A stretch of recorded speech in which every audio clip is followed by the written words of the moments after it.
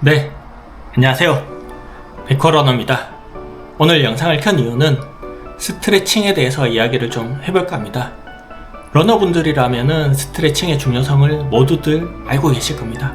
근데 회사 생활이나 가정, 일 같은 거를 반복하다 보면은 아무래도 취미 생활을 할 시간이 줄어드니까 조금이라도 더 달리기를 오래 하기 위해서 스트레칭을 스킵하시는 분들이 종종 보이곤 합니다.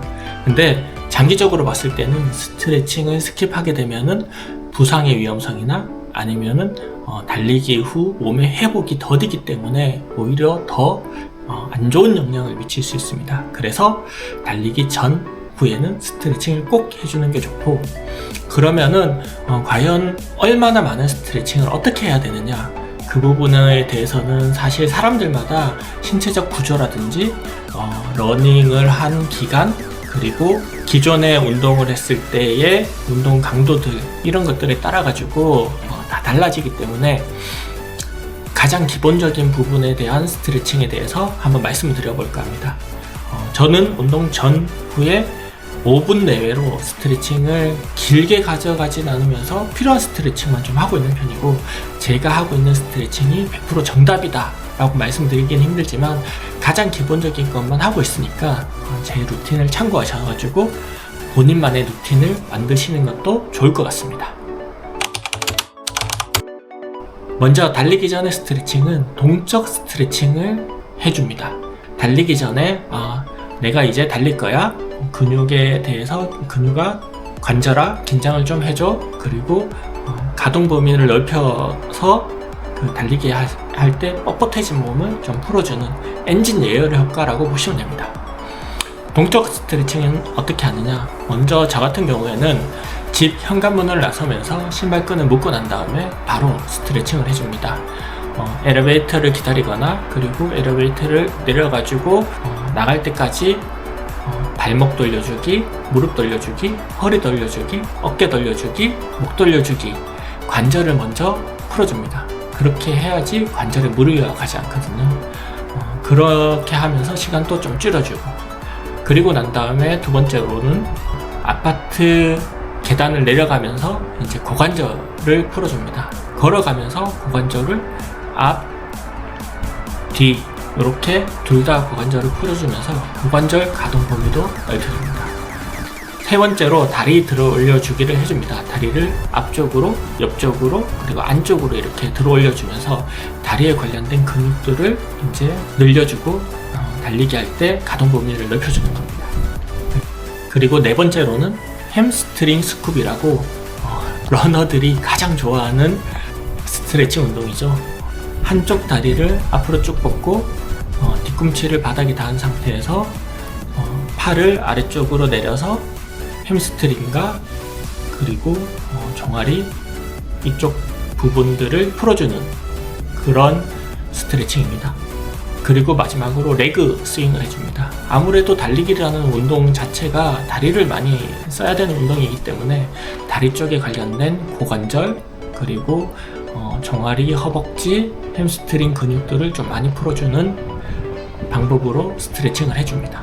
이렇게 스트레칭을 한 세트 하는데 5분도 안 걸리고, 그리고 걸어가면서 아파트 현관문 나가면서 스트레칭을 하기 때문에 실질적으로 스트레칭에서 소요되는 시간은 3분 내외라고 보시면 될 것 같습니다. 이렇게 스트레칭을 해주고 난 다음에 저는 달리기를 시작하고, 물론 장거리 LSD나 아니면은 스피드 훈련 같은 경우에는 스트레칭 시간을 조금 더 길게 가져가는 편입니다. 그리고 이제 달리기가 끝났다고 하면은 바로 씻으러 가거나 집에 가는 게 아니고, 달리기 끝나고 난 다음에는 오히려 스트레칭을 또 더 잘해줘야 됩니다. 왜냐하면은 몸이 예열된 상태에, 그리고 근육이 달리기 하면서 수축이 된 상태입니다. 그래서 그 상태에서 바로 집에 들어가면은 부상의 위험이 커지고, 그리고 두 번째로는 몸에 쌓인 데미지가 풀리는 시간이 오히려 더 길게 가기 때문에 회복 속도가 덜하게 됩니다. 그래서 달리기 하고 난 다음에도 스트레칭 꼭 해주는 편이고, 동적 스트레칭보다는 정적 스트레칭을 해주고 있습니다. 첫 번째로는 한쪽 벽에 몸을 미는 형태로 다리, 종아리 쪽 근육을 먼저 풀어주고, 제가 가벼운 부상이 왔을 때 종아리 쪽 근육 부상이 항상 오는 편이거든요. 그래서 종아리 쪽 근육은 조금 더 시간을 할애해서 풀어주는 편이고, 양쪽 모두 한 20초에서 30초씩 이렇게 풀어주고 있습니다. 그리고 난 다음에 두 번째로 대퇴사두근 스트레칭을 해줍니다.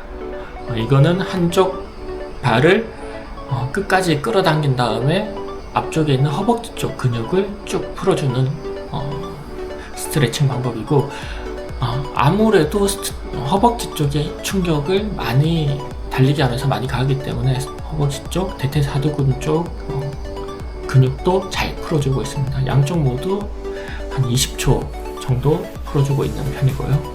그 다음에 장요근 스트레칭을 해줍니다.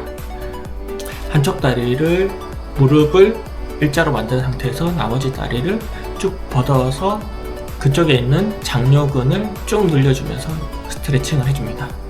너무 스트레칭을 한다고 장요근을 강하게 압박할 필요는 없고, 본인이 좀 이제 풀린다는 느낌이 들 정도로 장요근을 쭉 늘려주시는 게 핵심 포인트고, 그렇게 한 장요근 스트레칭도 20초에서 30초 정도 스트레칭을 해주고 있습니다. 그리고 마지막으로 둥근 스트레칭을 해주고 있습니다. 이 동작은 좀 벤치라든지 아니면은 좀 구조물이 있는 곳에서 하는 게 좋고, 한쪽 다리를 양반 다리처럼 들어 올리고 난 다음에 나머지 다리를 뒤쪽으로 뻗어주고, 양반 다리를 한쪽 부분의 둥근을 쭉 늘려준다는 느낌으로 스트레칭을 해주면 되고, 이렇게 양쪽 모두 스트레칭을 20초 정도씩 해주고 난 다음에 스트레칭을 마무리합니다. 물론 지금 제가 말씀드린 스트레칭이 부족하실 수도 있고, 그리고 또 어떤 분들께서는 이것도 시간이 너무 길다라고 생각하시는 분도 있으실 겁니다. 그래서 처음에 시작할 때 말씀드린 것처럼 본인만의 스트레칭 루틴을 만들어서 꼭 달리기 전후에 스트레칭을 해주셔가지고 부상 예방도 하고, 그리고 몸의 회복 속도도 더 빠르게 가져가시는 게 좋을 것 같습니다. 네, 오늘은 스트레칭에 대해서 좀 말씀을 드렸는데, 오늘 영상은 여기까지고, 오늘 영상이 조금만 도움이 되셨다면 구독과 좋아요 부탁드리겠습니다. 감사합니다.